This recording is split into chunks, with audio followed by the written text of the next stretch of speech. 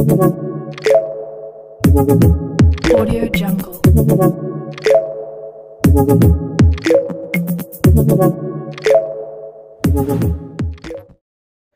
नमस्ते विद्यार्थी मित्रांनो, आजच्या व्हिडिओमध्ये बघा आपण फर्स्ट इयरच्या विद्यार्थ्यांसाठी थोडेफार इन्फॉर्मेशन देणार आहे. ज्या विद्यार्थ्याचं ऑलरेडी ॲडमिशन झालेलं आहे त्या विद्यार्थ्यांना. तसेच बघा एक इन्फॉर्मेशन होती की अगेन्स्ट कॅप म्हणजेच नॉन कॅपची डेट जी होती अगोदर आपली डेडलाईन ते 20 ऑक्टोबर होती. ठीक आहे, पण आता 25 ऑक्टोबर म्हणजे 5 दिवस डेट एक्सटेंड झालेली आहे. तर आत्तापर्यंत जर कोणत्याही म्हणजे विद्यार्थ्यानं रजिस्ट्रेशन केलेलं नसेल, कन्फर्मेशन केलेलं नसेल, तरी ते विद्यार्थी 25 तारखेपर्यंत रजिस्ट्रेशन करू शकता. फिजिकल स्क्रूटनीद्वारे व्हेरिफिकेशन आणि कन्फर्मेशन करू शकता किंवा ई व्हेरिफिकेशन आणि कन्फर्मेशन करू शकतात. हा शेवटचा चान्स आहे मित्रांनो.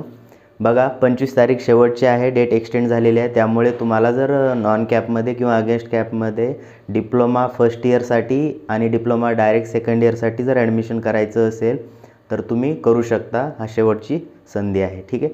तसेच बुलढाणा जिल्ह्यामध्ये जर तुम्हाला ॲडमिशन वगैरे घ्यायची असेल तर इन्क्वायरीसाठी तुम्ही मला कॉल करू शकता. माझा नंबर खाली दिसत असेल तुम्हाला डिस्क्रिप्शनमध्ये.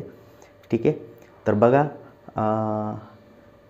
तर फर्स्ट इयरच्या विद्यार्थ्यासाठी बघा, जर तुम्हाला काहीही डाऊट असेल समजा रिगार्डिंग तुमच्या समजत नसेल प्रॅक्टिकलबद्दल किंवा जर कॅल्क्युलेशन वगैरे समजत नसेल किंवा एखादा टॉपिक समजत नसेल तर तुम्ही बिंदास कमेंट बॉक्समध्ये मेन्शन करायचं आहे.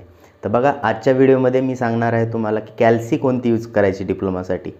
बघा डिप्लोमाच्या विद्यार्थ्यासाठी कॅल्सी कोणती यूज करायची हा सगळ्यात मोठा प्रश्न आहे.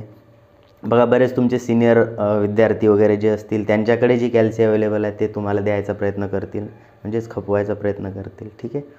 तर बघा कोणतीही कॅल्सी घ्यायची यावरती मी तुम्हाला सांगतो. तर बघा 991 MS ही कॅल्सी घ्या किंवा 991 ES ही कॅल्सी घ्या. दोन कॅल्सीमध्ये बघा फायनल इयरला गेल्यानंतर तुम्ही किंवा सेकंड इयरमध्ये गेल्यानंतर ट्रायल अँड एररचे प्रॉब्लेम आपल्याला सॉल्व करावं लागतात. ठीक आहे. ट्रायल अँड एररवरचे जे प्रॉब्लेम आपण सॉल्व करतो ते हे 100 MS किंवा 82मध्ये प्रॉब्लेम जे आहेत ते सॉल्व होत नाहीत. त्यामुळे तुम्ही कॅल्सी 991 MS किंवा 991 ES घ्या. जर बघा MS आणि ESमध्ये काय फरक आहे, तर MSमध्ये काय करावं लागतं तुम्हाला, प्रत्येक जे इक्वेशन आहे किंवा जी क्वांटिटी आहे त्याला ब्रॅकेट मॅन्युअली टाकावा लागतो. ओके. पण ESमध्ये ऑटोमॅटिक येऊन जातो ब्रॅकेट. त्यामुळे ESमध्ये जे कॅल्क्युलेशन तुम्ही करता ते खूप इझी मोडनं होतं. ठीक आहे. तर मी तुम्हाला एक डेमोही देतो, म्हणजे कॅल्सी 991 ES कशी वापरायची किंवा कॅल्क्युलेशन कसे करायचे यावरती पुढच्या व्हिडिओमध्ये मी तुम्हाला तसा डेमो देईलच. वेगवेगळे इक्वेशन वगैरे सॉल्व करून देईल किंवा कॅल्क्युलेशन जे आहे ते सॉल्व करून दाखवेल. ठीक आहे. आता सध्या जर तुमच्याकडे कॅल्सी अवेलेबल नसेल तर तुम्ही प्ले स्टोअरवरून पण डाउनलोड करू शकता, म्हणजे प्रॅक्टिससाठी. ठीक आहे. तसं जर पाहिलं तर आपण फ्लिपकार्टवरती वगैरे पण अवेलेबल आहे कॅल्सी 991 ES किंवा 991 MS दोन्ही कॅल्सी अवेलेबल आहेत.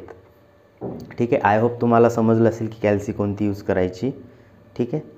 तर बघा आणखी जर या चॅनलवरती तुम्ही जर नवीन असाल तर चॅनलला सबस्क्राईब करा आणि तुमचे डाऊट असतील तर तुम्ही कमेंट बॉक्समध्ये जसे मेन्शन करू शकता. ओके. थँक्यू.